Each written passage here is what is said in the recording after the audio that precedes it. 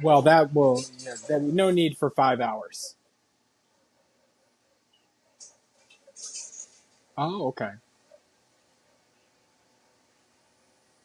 Well, I come from the live school of social media, so I can knock them out real quick, however you need to do it.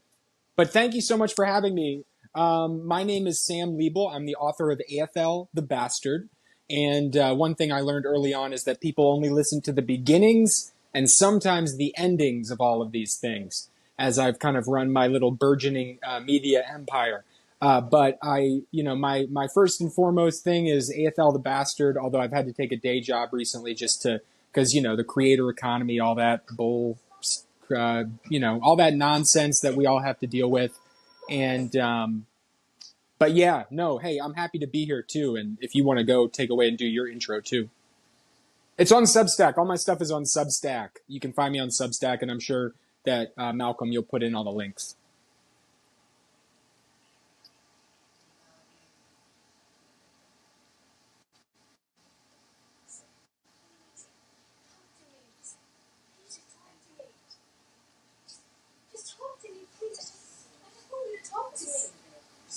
We like the casual.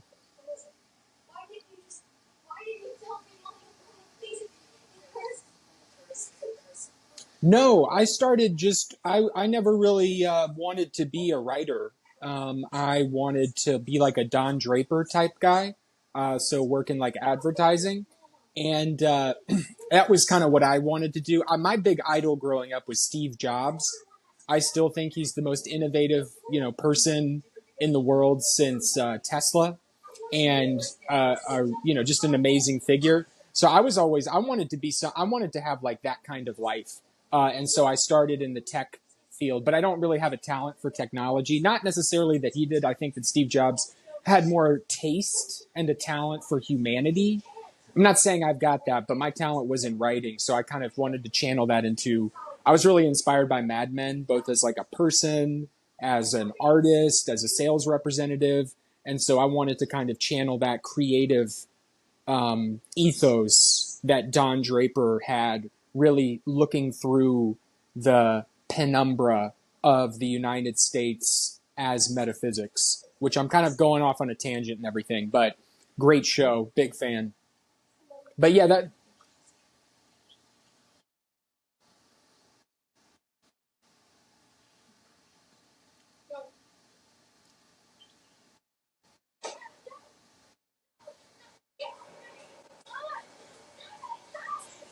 he's nothing. He's empty. He's empty. There is no he's a hollow man. He's the man in the gray flannel suit. He is he is and isn't, and is defined by his overwhelming desire to touch the real warmth and love that he peddles as an ad man, but is doomed never to experience himself because of his very fraught nature and troubled circumstances growing up. He faced a lot of abuse.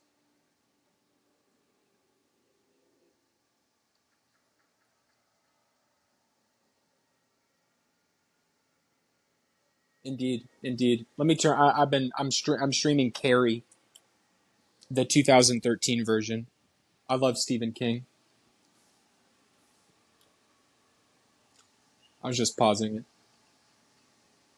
Oh, that's great.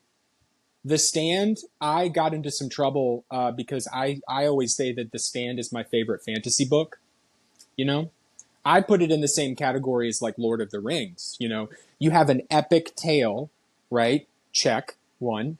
You have forces of good and evil. Check. You have a fellowship of people from diverse backgrounds coming together to triumph over true evil. It's a fantasy book. Yeah.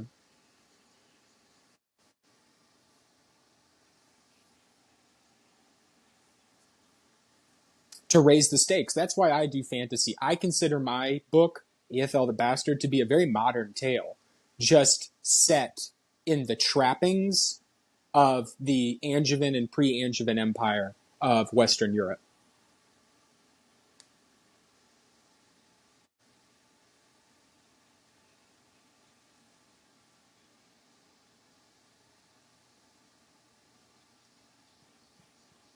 No, of course not.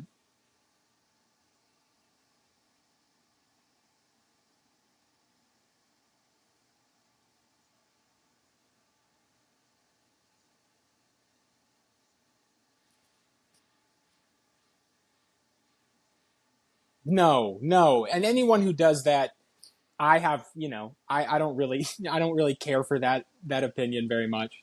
Fantasy is, fantasy is, to me, it was just being fascinated by things like Gladiator growing up, being fascinated with things like um, Kingdom of Heaven by Ridley Scott, a lot of Ridley Scott movies, um, and wanting, yeah, they're great. They're great. I mean, Kingdom of Heaven has its downfall or its problems, don't get me wrong, but it's just a beautiful set piece. It's like watching an epic oil painting and I loved it. And I wanted to have that as my central touchstone for what I wanted my book, my fantasy book, Ethel the Bastard, to look like. And by the way, I'm also kind of branching out. Substack kind of demands of us to write about writing and to write sort of postmodernist, think pieces about, you know, which it's like a bunch of pieces about how the Kardashians are actually a lot deeper than you think.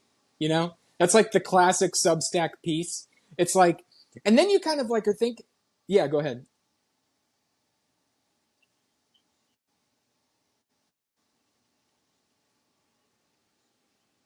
Oh yeah, what even was that? She's on an album cover.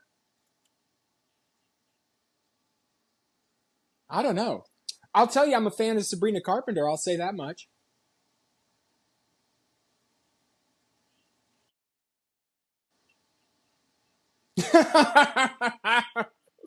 No comment. No comment. I'm just saying I'm a fan.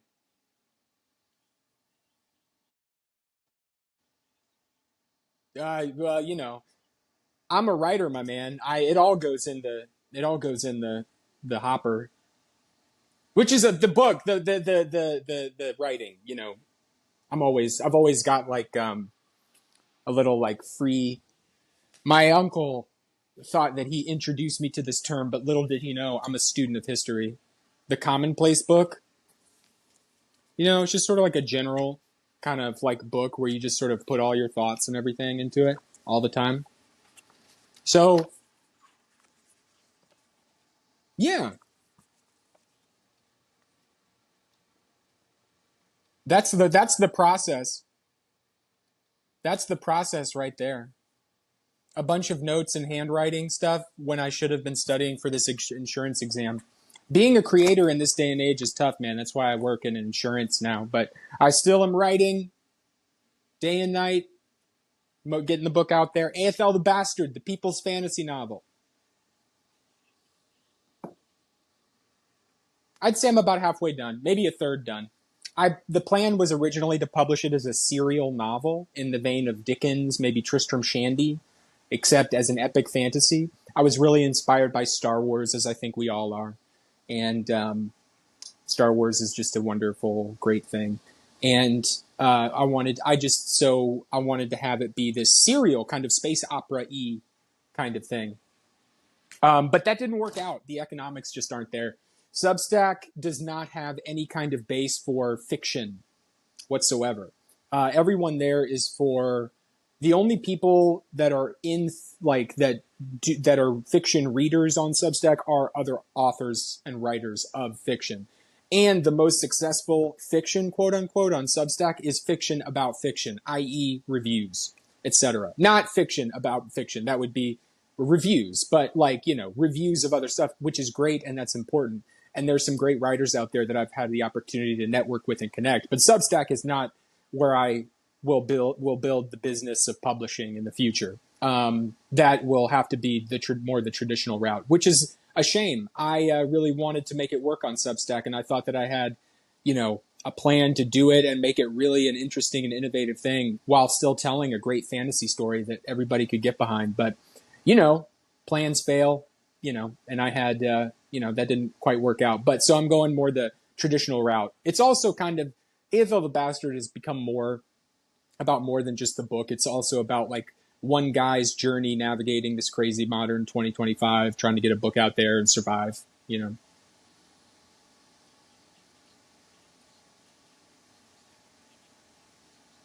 Oh, just a few months in, it became clear that there was no all the. I was pretty early on the. Do you remember when? How long have you been on Substack? Okay, I mean, I haven't been on that long. I've been on like January 2025 is when I started publishing.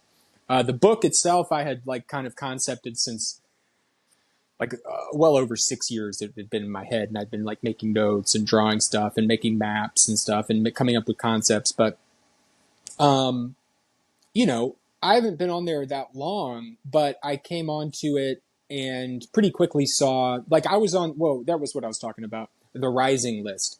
So there used to be this. There still is this list of hot rising people, like a leaderboard. And in the early days, it was like, were you here for that? Everybody was on it for like a minute, but I was on it all over the place for several different publications. But it turned out, and I was excited by that and encouraged by that. And there were some great network effects from that. People signing up to my book because of that. But it was also just because it was just my friends and family who had signed up. I think we all have that first initial push, where we've got our friends and family. At least I did. Like there's a Substack joke at least that's like, my mom is my subscriber. Like my one subscriber is my mom or something. But yeah, shout out to my mom, Celia Liebel. She's my number one subscriber on Substack and my number one subscriber on when I was trying to sell the book as a book chapter by chapter. So she is basically bankrolling the project at this point. And also shout out Katie K, who was my day one, and she was the first one to buy my. I wanted to do a tiered subplot experiment where people could, if they wanted to, because Ethel the Bastard's free forever. It was first published on my website, which is samliebel.com. And that's the home base. So if you go to my Substack, you'll notice that it's just stack.samliebel.com. It's Liebl, Sam Liebel, Liebl. And I wanted to establish a beachhead on internet territory that I owned, so to speak. And Substack has some great tools. I badmouth Substack a lot, but I don't think it's Substack's fault that there's not an audience on there. They do make a lot of good tools that they do what they do really well. And like the Substack Live is super robust. But there are other complaints. You may have seen me do an article in the past with another author whom I really respect. Her name is Nico Harlekenden, and she's also on Substack. You can find her in various publications, but she is just recently released an anthology, which is a great genre or a great type of mode that we should all get back into. But we did a piece called Substack to Creators, You're on Your Own, where I talked about my experiences trying to get in touch with Substack support. And it was the story of one support ticket over the course of my entire time at Substack that still has not gone answered. Because, I don't know if you know this, Substack has outsourced its entire customer service support infrastructure entirely to AI. Did you know this?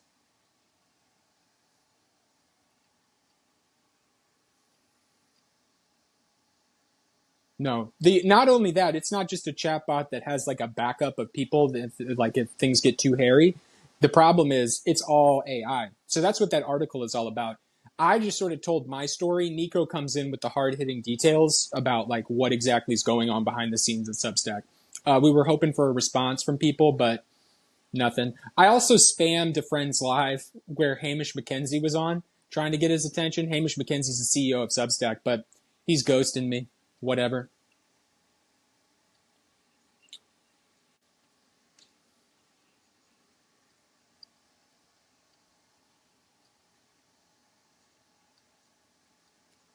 Not at all. Every post that I see from Substack in my feed on Instagram, I comment like Substack sucks or Substack blows. And I'm always in the top two comments. Like no one's commenting on their stuff. So by the way, follow me on Instagram. I'm Sam in Practice. Sam in Practice. My whole shtick is that I'm a sales rep turned author. So I've got this kind of sales engine behind all of this. 12 years in sales and marketing, tech, enterprise sales, doing that sort of thing. Always been interested in technology. We were talking about Steve Jobs earlier. But I've always written poetry on the side, just as like my humble pursuit or my hobby. and was starting to publish them before I got laid off in October 2024. Did not take it well. Was looking for something to hang on to as I was interviewing for different places, these startups, these post IPO bullshit tech companies that I'm so over with and done with. I was looking for something to kind of hold on to, and so I started writing this book I'd had in my mind for a long time. Substack came along at about the same time, and I met a community of people on there that was really great and really fascinating. It reminded me of being on Reddit when I was in college, but I was in college from '08 to 2012, by the way. And so, and before then, Reddit was just the place, and it was great. But, Reddit is probably the worst site on the internet after LinkedIn now, in my opinion.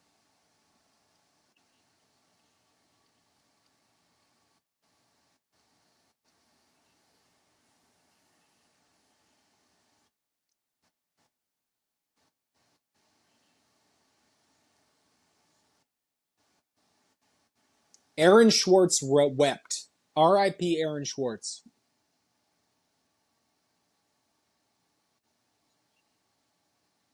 Aaron Schwartz was one of the founders of Reddit. There's a great book about him called The Internet's Own Boy. Genius, coding genius. But RIP because he killed himself after the federal government opened up a case for him for breaking into JSTOR and downloading a bunch of documents that he made public on the internet. Um, the federal government, yeah, no, for sure. Aaron Swartz, a beautiful person and a beautiful soul. He also invented Markdown, which is, you can see is evident even today in Substack's posts because we use Markdown, right? Markdown would be when you're in the Substack editor and you're using like you do a pound sign and then space and then that's the header, and you do your links by embedding them. If you've ever done any kind of coding, all README documents and documentation are in Markdown. It's a formatting language that makes HTML a little bit easier to navigate. I like to do, AFL the Bastard was kind of published first on like a pages document on my computer, but not long after that, I was coding that bitch into HTML. I was like, because my book has a very specific kind of thing that it needs to have, which are these like inlines. So AFL the Bastard has a character in it named Sarah Safina, who's a construct within AFL's head. She's sort of like, yeah,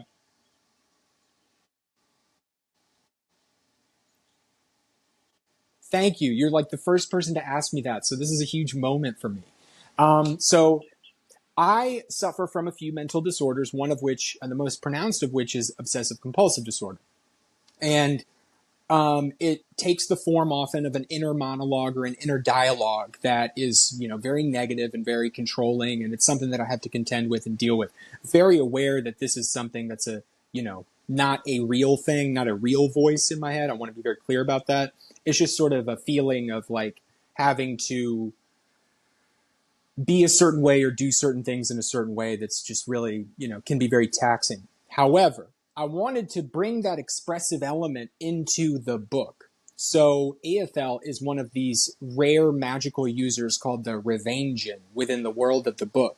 Revangean, each one is a different type, but there are different types of them, like Pokemon, which I loved growing up. So there's fire types with water types. It's not that he's a water type or anything, but he's the DSM criteria, the Diagnostic and Statistical Manual, which I believe we're on the fifth edition of, which is that the way that clinical psychologists diagnose different disorders. So I wanted to take each of these disorders and make a magical type, kind of analogous to fire, water, Pokemon, and sort of explore the ways in which kind of X-Men like these different things could be seen as strengths in addition to debilitating.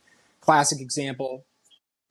Yeah, take Scott Summers, for instance, right? Our favorite Cyclops, He has the power to shoot the sun out of his eyes and destroy everything in his path, and yet he can never look like a woman that he loves in the eyes. You know? He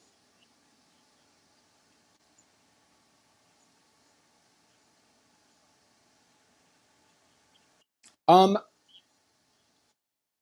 I don't know. I don't know.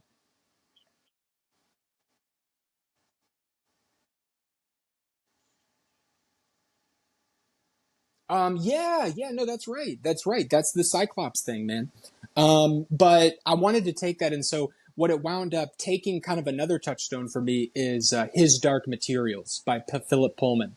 Amber's Love those. Those are some of my favorite books. So I wanted to take that Pantaleimon and Lyra dynamic, where you had the daemon on the outside, where you have this almost soul that's in dialogue with the main character. They are one and yet they are not, and transpose it and sort of imagine, well, what if Pantaleimon were kind of an asshole? And they had this sort of like, I mean, Pantaleimon can be, they have their, Pan and Lyra have their differences, but ultimately they're very synergistic, to use one of my corporate buzzword bullshit phrases. But they are. I mean, that's a useful phrase for what they are. They feed into one another and enhance one another's successes. And so too is it with AFL and Seraxifina. But Seraxifina is an embodiment of obsessive compulsive disorder that takes kind of a role as sort of an elder twin sister who is belittling to him and tells him all the ways in which he's worthless. And yet AFL is a decent person. He's the moral center of the duo. Seraxifina is very ruthless, very intelligent. She's smarter than AFL is. She's stronger mentally than AFL is. But AFL also has his unique strengths that he brings to the table. But Seraxifina is my favorite character to write. Substack doesn't really have this formatting option. To be fair, not even really Kindle or anywhere has it. That's why I was trying to sell the book as a standalone thing. But the ideal way it's supposed to be read is that there should be blocks of text. There should be blocks of text amid the single column text. You have the main body text, which is just that one column that's like, 6 ghostly inches across or so on your screen, right? But then within that, there should be little blocks that are meant to be read in this book in any fashion or order that the reader wants to, or perhaps skipped. Most of the battle scenes are going to be written like this. Imagine instead of a single block of text, imagine reading through a grid of text, bouncing your eyes around in much the same way that we take in a TikTok video, right? Here, there, boom. I was very much inspired by the Saxon stories by Bernard Cornwell. These are the stories of Uhtred of Bebbanburg, like The Last Kingdom on Netflix, right? The battle scenes,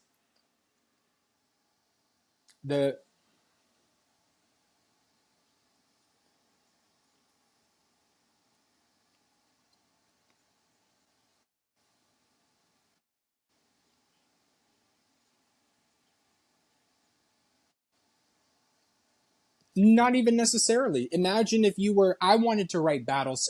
Well, first it had its origins in the fact that I wanted to have AFL and Seraxifina, again, AFL the main character, the bastard son of a powerful duke who has to fight to keep his country together from enemies inside and out, all while guarding a secret so dark that it would destroy everything that he loves. That's Seraxifina. The Revangian, much like the X-Men, are persecuted, hated, and feared in their world for what they're capable of, and kept semi-enslaved. If anyone finds out that AFL is one of these born magic users, he will be toppled off of his precarious perch. But it was meant to be just things that were happening at the same time. So on one hand, you had AFL doing something, maybe like swinging a sword, talking to a person. At the same time, you had the inner dialogue of Seraxifina in his head. That just comes from the experience of having obsessive compulsive disorder. You're perfectly capable of, or at least I like to think, I don't know what it's like to talk to me, but having a conversation with somebody face to face, while at the same time you have this entire reel rolling in your mind at the same time. And you're having to split your mind into 2 different areas. So it was meant to kind of have your brain be focused and split into 2 different areas, but at the same time. And also that's more the way we read. We don't really read or at least I don't. I don't read, like a typewriter, like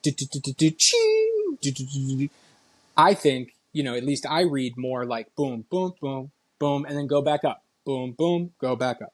Especially these days. I think that if I don't have, I think that it's like ADHD or neurodivergence, whatever you want to call it. I believe we all have a form of that now, or anyone who has like more than a few hours screen time every day. I think we've all kind of adopted this as sort of like a shared kind of experience of, of the world. But yeah, I've been rambling for a while. I'll turn it back over to you.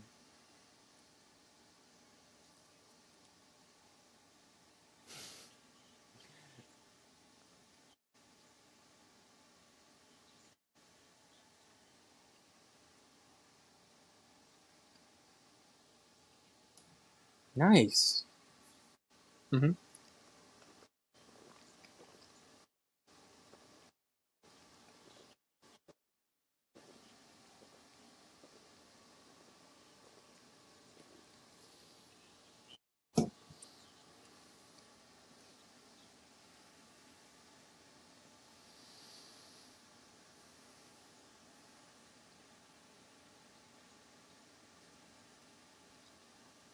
I think we've always been this way.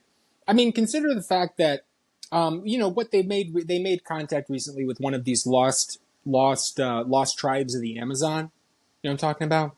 Like those things where they like have the helicopter like fly over and they just you see this grainy image down there. And they made contact, and then like Elon Musk made a big deal about like putting Starlink in there. Like we're gonna bring the internet into these guys, and it's gonna be great. That's more Australian, but sorry, but you know, yeah, it's a sticky wicket, mate. But he's also got a very like American accent by now. But anyway, whatever. The point is, as soon as he set up Starlink, the most downloaded, like they were all only porn. It's like wall to wall. That was it. That was all they were doing. So they went in an odd way. I find that a little bit reassuring, and I'll explain why. Now, I'm not saying that porn is always a good thing. I'm not saying it's ever really a good. I don't even want to get into that topic. I'm just saying that when faced with the opportunity to do anything in the world that you can do on the internet, connect via a podcast, go on Substack Live, access a book of poetry you never would have seen, fall in love, get a university degree, read an epic that's free online from Project Gutenberg. They made a beeline to Pornhub. Like that was it, you know? And so the point is, like, you put the tools in people's hands, pun intended, but you put the tool in people's hands, the smartphone, right? Or the internet, the personal computer, what have you. You put this in a human being's hand, regardless. I think that more often than not, you're going to get what we've got. You're going to get the environment that we have. We're so similar, right, to bonobos and chimpanzees and these sorts of things, right? There's all these studies out there. And I think they're really cool. But, I remember I used to study psychology when I was in college, among many majors that I had, in very temporary fleeting majors. But one of them was psychology. And I always remembered this study. I remember several studies, but one of which was they would put a monkey, and this sounds bad, but I think it was a very comfortable box, but they would put a monkey basically in a box, and every day a window would open, and there were two options, and the monkey could only choose one, or the ape. The ape could only choose one, because I think it was a chimpanzee. The ape could only choose one. And it at first always chose the one that had like the treat in it. It was like something sweet, piece of sugar, something like that. But over time, it would experiment with the other one. And the other side of it was the other door that it could open was a scene that they would depict with little kind of like figures, like a little set piece, like a dollhouse almost, right? And so over time, and then the ape would, the chimpanzee would do that, and then it would go back over to the sweet thing, but the sweet thing was always the same. Again and again and again, the chimpanzees tended to pick over time the diversion, the thing that opened up the door into some strange new world that they didn't know. And so given the choice ultimately between this little gumdrop or whatever they were giving the test subject, they would eventually almost always go over consistently and just want to look inside that little window out into a new world. And so we're always looking for diversion. The word for fun in Spanish is divertido, diversion, right? And in Portuguese also, which I'm learning from TikTok Live. If you don't know about TikTok Live, I don't know if I recommend it, but it certainly is a place where you can go. And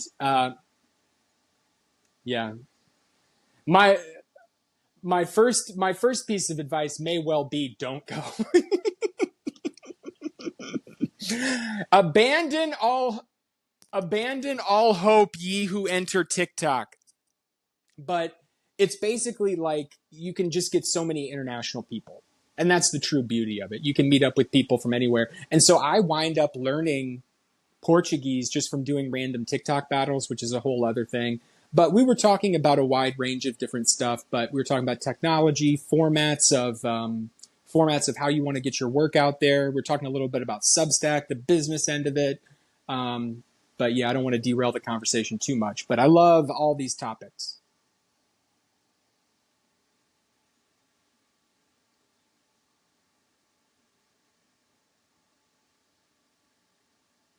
Yes.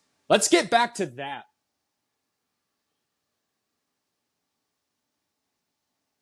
There you go. Ignore that laugh. Edit that laugh out. Yeah.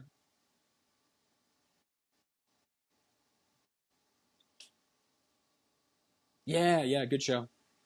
Good show. Hmm.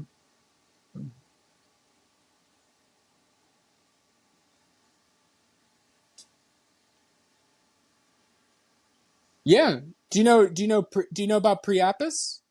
Do you know about Priapus?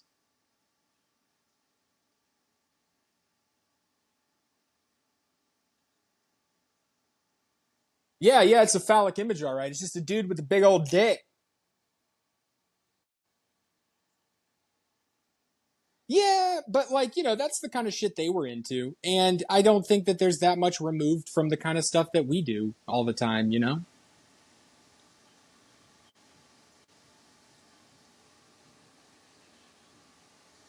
Yes.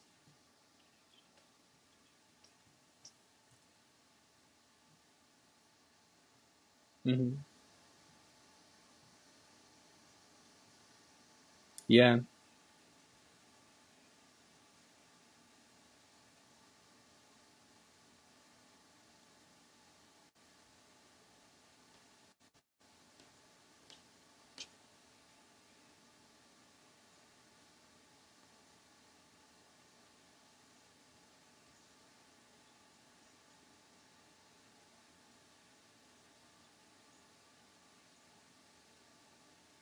There's nothing new under the sun, as the bard would have it. There's nothing, my whole thing is times change, people don't. We live in a different world, materially than people in the past did, materially, but people really don't change. We make the world in our image and are made by it.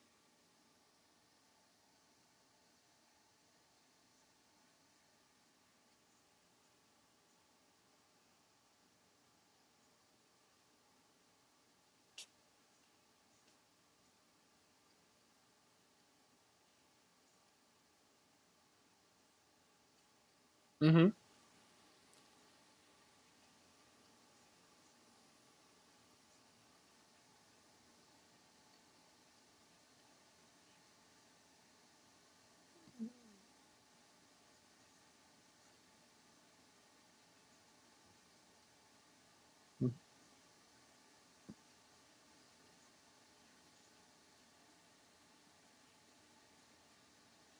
Mm-hmm. Yeah. Oh yeah. Yeah. I completely agree. I mean, one of the best people I've met on Substack is Robert Whitley. Pick him up. That guy is a machine. And he was exactly the type of academic I was hoping to find on Substack. Somebody who has a rigorous medieval background and also has the common touch.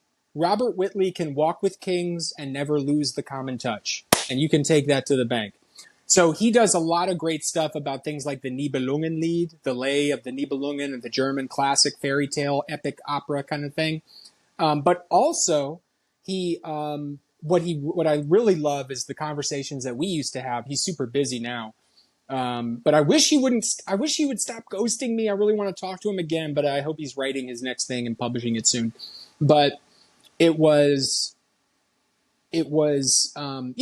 We were talking about like Tristan and Isolde, right? The classic like poem, basically Tristan and Isolde, and it's like Romeo and Juliet, but with like with worse weather. And the you may have we got a nice image of you up here up top. It's very nice.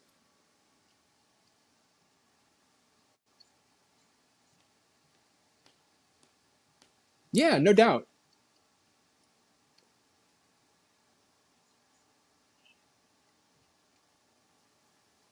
Robert Whitley. You can find him on Substack. Robert Whitley. Based in Texas, cool dude, but we used to talk about Tristan and Isolde all the time. And he was, he was just like, yeah, Tristan and Isolde, Tristan and Isolde, sex and crime, sex and crime. It's just sex and crime, Sam. Sex and crime. That was like his catchphrase, sex and crime, which is a cool band name and catchphrase. But that was in that world, right? Like we used to talk, Robert Whitley and I would talk about rap music, which he didn't really know much about, but I love rap music, because as a person who traffics in words, aka a writer, right? That's something that I'm really interested in. A lyric forward popular art form, emergent. I think, hip hop is amazing in many ways. Yeah. Yes. Yeah. No, I mean, I who the fuck is this paging me at 5:46 in the morning, crack of dawn, and now I'm yawning. I wet the cold out my see who is this paging me and why? It's my man Pop from the barbershop. He told me he was in the gambling spot and heard the intricate plot, and so it's all this whole big thing. And that song "Warning" by the Notorious B.I.G. is 100% about crime. But Tristan and Isolde is this Romeo and Juliet story, but it's about betrayal. It's about when Isolde ditches that guy she was betrothed to go hang out with the bad boy Tristan, she's breaking every law in the books, and so is Tristan. So they are Bonnie and Clyde, just in doublets.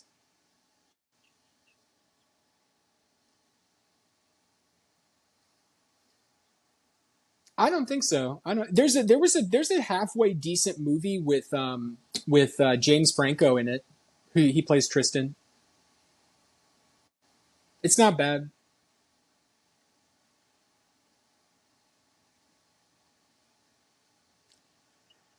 The Nibelungenlied, the Lay of the Nibelungen, the German epic saga. Oh, he just writes about that a lot. You know,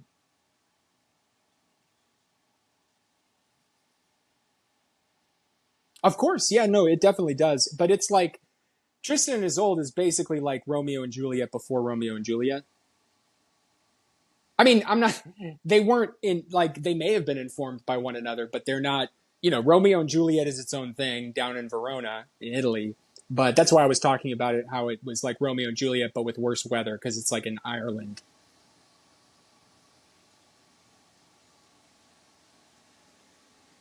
Yep, and that's one thing I've learned about book talk is to lean into the tropes. They have tropes down to hashtags, and it is glorious. Okay. The thing that attracted me to Book Talk is you have all these people, a new wave, a new generation of people who are assuming books as identity and are reading more because of it. People are bedazzling Kindles. People are putting stickers on their books. People are showing off their shelfy Sunday, right? Show off your bookshelf, your TBR. What's your TBR? Your to be read, you know? There's one funny one that's called your DOB. So that's like, like on TikTok, you'll have like POV. You are going, you're driving across the border from North Carolina to South Carolina. I see this one all the time. And the roads start getting really bad. But, but it'll be like DOB. But you're supposed to list your drink, your outfit, and your book of the day. Although I always thought it was dumb because it wound up being like DOB of the day. And I was like, that's birthday, motherfucker. Date of birth. You're confusing me. Crossing the wires. Drip is clothes, nice clothes.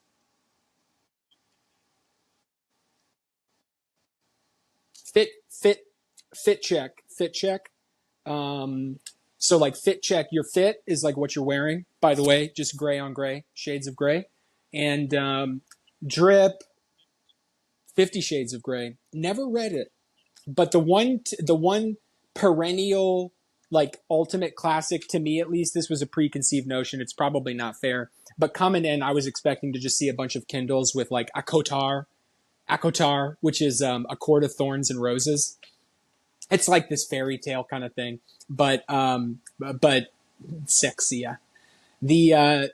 The point is that it's not that. It's so much more. Like I thought I was being all subversive when I came in there. It was like, here's my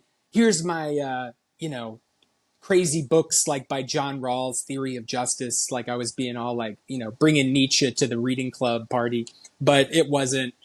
It's not. People have a diverse array of interests, and there's all kinds of readers that are out there, and Book Talk is this celebration of it.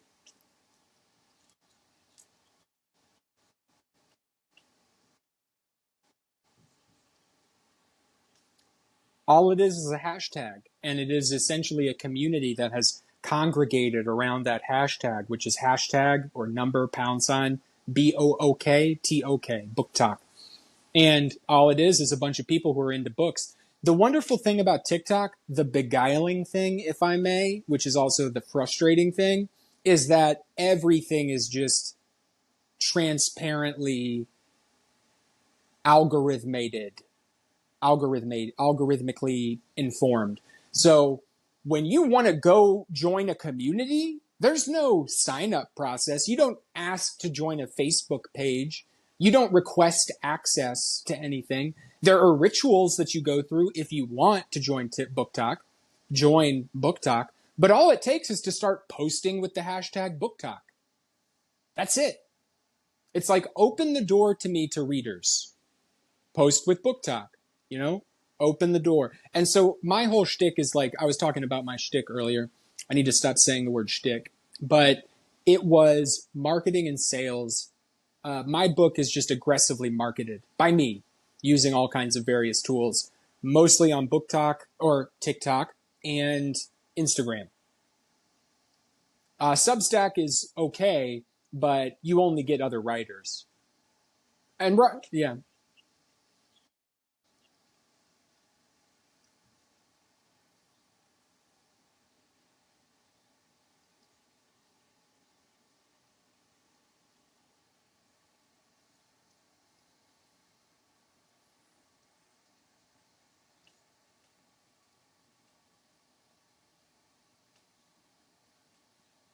It's been a fun, like, so I really just started. I had been in social media blackout since like 2015. Like, there's a whole story. My whole life story is its own story, of course, but it's all like I was one of the first generation. I was like, I was back on Facebook when you had to get an invite to get on it, right? When they first released it to the high schoolers. So I know, yeah. I couldn't get an invite because I wasn't cool. I was a student, but they were like, nah, let's not, let's not. I don't know. I don't know if we're ready for Sam yet. But eventually, I did rustle up an invite. I did eventually sign up, and it was like it was amazing. It was one of these beautiful moments. One of the reasons I fell in love with the technology industry, which is just like your eyes go wide at the possibility about all kinds of different things. There was this way of people could be living online, that we could be, a coffee shop that's forever open, a new third place, right? As they say. But, thank you. But very quickly for me, it became very toxic before we started using that word. I would go and just, spend too much time looking at other people's lives and feeling bad about my own. So I cut myself out of it. And so for years, I was on LinkedIn for work, and that was it. The only Instagram, the only Book Talk, the only anything that I ever saw were from people showing me videos at work. So when I had to market a book, of course, the way that you do that, or the most expedient way that you do that these days, is to get a following and to get an audience on social media. So when I came in to Substack, I really didn't have anything. And I think that if you're going to succeed in Substack, you're bringing followers from elsewhere. If you really want to make any kind of sustainable income because the people that are on Substack who pay are paying for politics and like, Sabrina Carpenter think pieces, which is fine. I like a Sabrina Carpenter think piece every now and then. I'd probably read about Sabrina Carpenter if it was just like a Wikipedia article. But the point is that it's all just, which reminds me, I need to go bookmark that Wikipedia.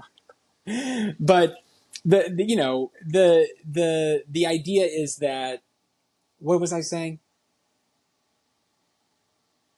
What was I talking about? I'll think of it. It'll come to me. But yeah, so social media. Oh,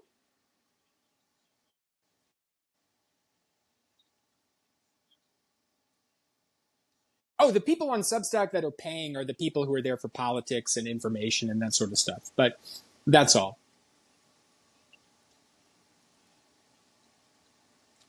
Mm, Anecdotally, yeah. I mean, for me, it's like the news. I go on Substack to kind of, mess around with notes, publish what I publish these days, and get political news. I don't go on Substack much for anything. The only things that I'm reading on Substack right now, the only thing that I'm reading on Substack right now is the Olivia series by Nocturnal Narrator. Shout out Nocturnal Narrator. Do you know her?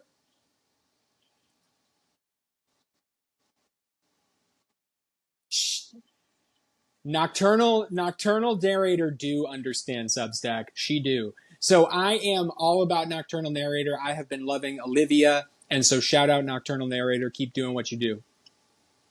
Also, but I love like the Brothers Crin. I like the Brothers Crin a lot. We disagree on many things, but I love their newsletter that's actually weekly, is daily. They publish everything. They're these guys, they're these old like diehard like they come from a completely different internet fantasy world that does not have much to do with book talk, but is on like Royal Road and all of these like conservative websites. But they're another favorite. But like the only fiction I'm reading right now, Olivia, is on there. And also, I think Nocturnal Narrator is just a great person upon whom you should model yourself, or one should model oneself to for success on Substack. You know, she kills it, and she's a great writer too.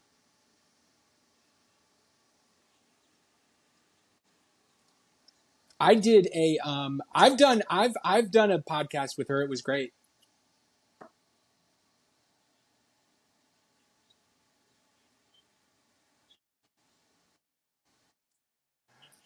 Well, one thing that sales has done for me is just allowed me to embrace my inner cringe. If I had to describe my social media strategy in two words, they would be strategic cringe. That's my brand. So, you know, which is not a recommendation. Don't do that. But it's what I do and it's what I am, and that's the way it is. But the and I am starting to kind of run out of steam here. I hope maybe we can end it right at the hour or so, because it looks like we've been on for like 48 minutes and it's flown by. But I am starting to like lose my train of thought and stuff.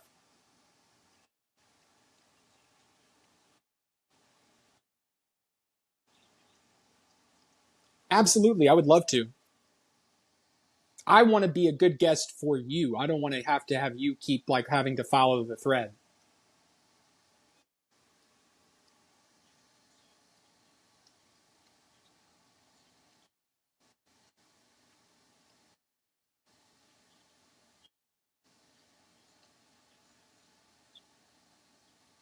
Hmm.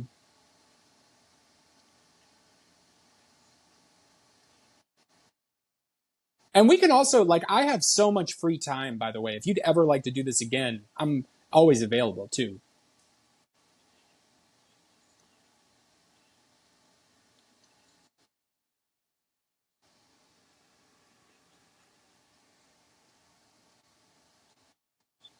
Hmm. I love talking. So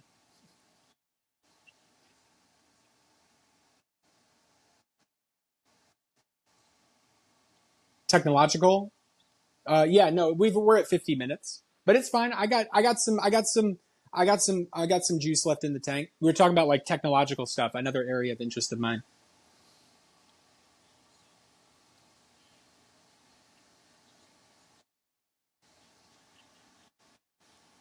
Don't knock it till you try it, y'all.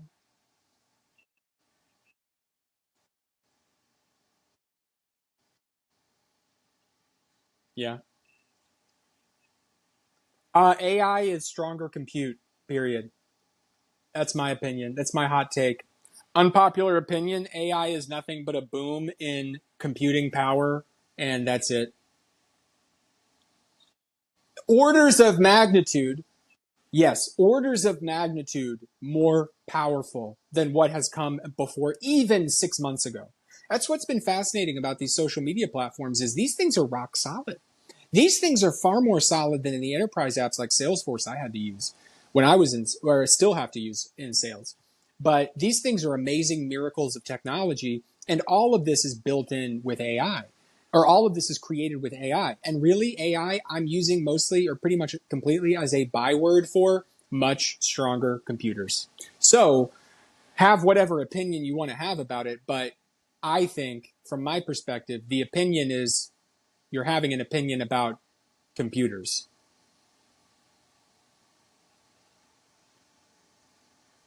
Yeah. And anything like I think AI is useful as a kind of catch all to describe this boom of technology that we're talking about right now. That is, AI, I think it's a good thing, but it's not very, I think it mystifies things too much. I think it got too much of a marketing sheen on it. We have this idea that we're going to build a Terminator machine and then the Terminator machine is going to like wait on us hand and foot for a while before it rebels, and that's kind of like the typical arc of like how it goes, like basically the Matrix. But the yeah, no, it's good. There's a great book called Better Without AI. Better Without AI. And you can find it, I think it's just betterwithoutai.com. It's a free book written by a very smart guy. Better Without AI. But that gets heady and trippy real fast. You start to get into some existential shit. But AI is stronger compute. So use it, don't use it, whatever you want. But I feel like anything that you can say about AI, you can also say about, I don't know, the first generation Macintosh in 1984. ChatGPT is a command line. Boom, I said it.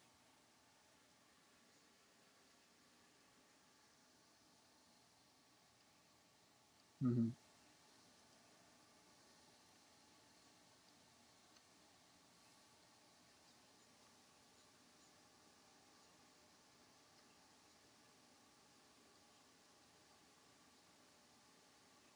Oh, the people that make AI aren't studying language from thousands of years ago. These people are data jockeys. They're basically working with Excel spreadsheets. That's all that they're doing. They're not thinking about like Noam Chomsky esque definitions of grammar and language. They're not probably, you know what? I bet the average AI engineer wouldn't even know what Deep Blue was. They wouldn't be able to tell you that Deep Blue was an IBM project that was engineered to beat some Gary Kasparov guy in chess. Like they wouldn't be able to tell you that. Like they don't know. There's no sense of history. There's no sense of art, culture, or taste. There's no sense of what gives human beings agency. There's no sense of the humanities. There's no being informed by the liberal arts. And that is why AI will be mediocre unless it's performed by Apple, which is the only company that's still innovating in technology at scale.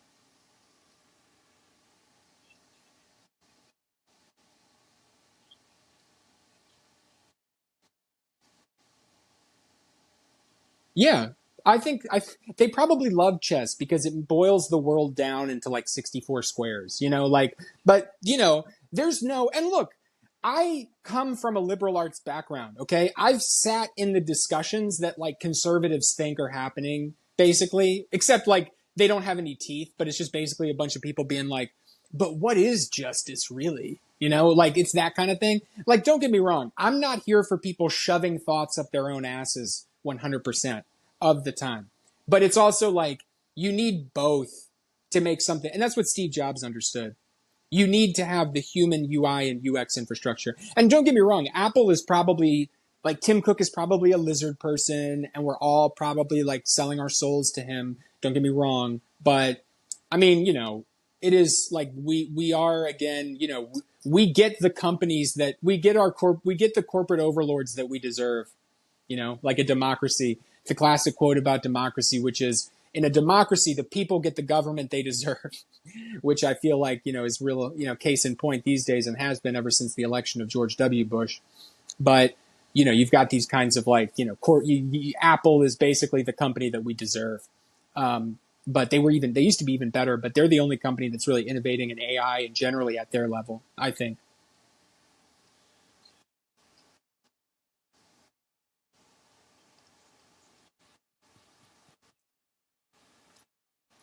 Yeah, I think it's a good like line in the sand to draw. Like say like there is a before and there is an after AI.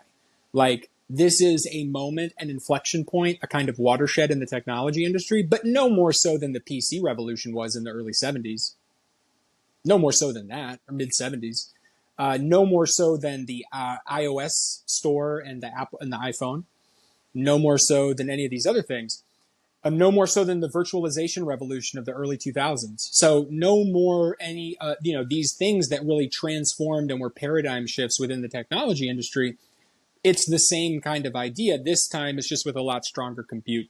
And AI is powerful. And AI, one thing that's unique about AI is how it can be used by people who do not have computer science backgrounds. You were asking like if I had a computer science background. Not really. I just taught myself to code mostly in Node.js, but I was at a really unique point where I could come in with this knowledge, this quantitative type thinking, but also meld it with the liberal arts background that I come from and turn things into like I was vibe coding before people were talking about vibe coding. Or at least I figured that out. So do you are familiar with vibe coding?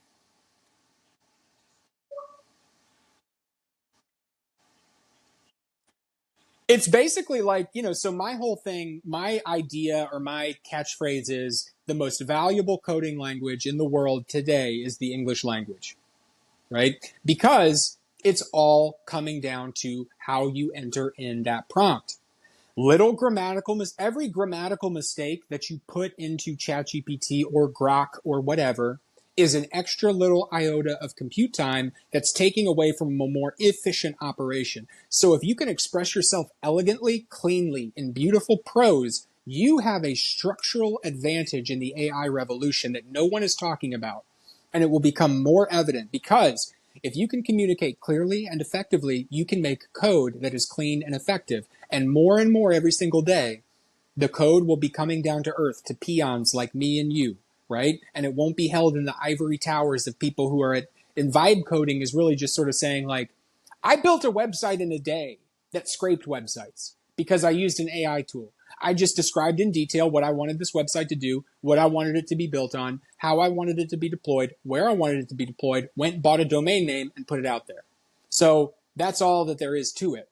And I just described it was within an hour. This is why AI is so unique and so powerful. Because I can go in with a rudimentary knowledge. My GitHub is samliebel.com. You can check out some of the code that I've published. But you can also, it's just like, it's all it's all vibes. It's all just saying like, I don't really like, can you do this in Golang?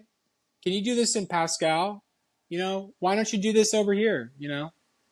Do that. Make the UI feel cooler.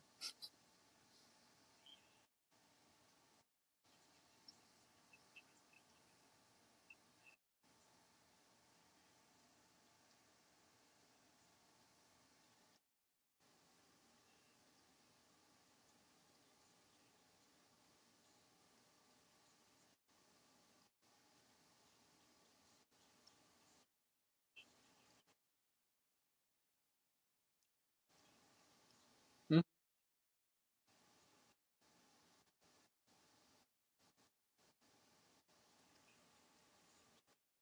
Oh,